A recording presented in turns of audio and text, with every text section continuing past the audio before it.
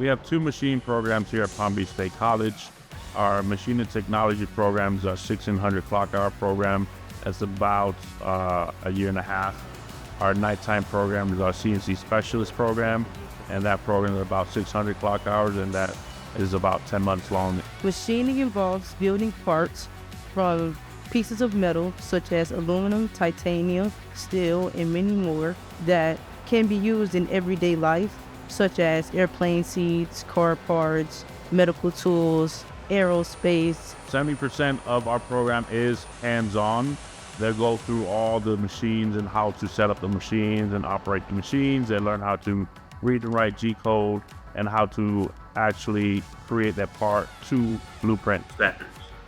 The machining field is a high demand field, and it varies on the industry, whether it be aerospace, whether it be medical, automotive. It all depends on what they really want to pursue.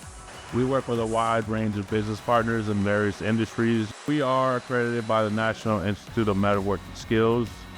High school students are able to enroll in our daytime program. It is our machining program, and the advantages of that allows them to get the first couple classes out the way free of charge.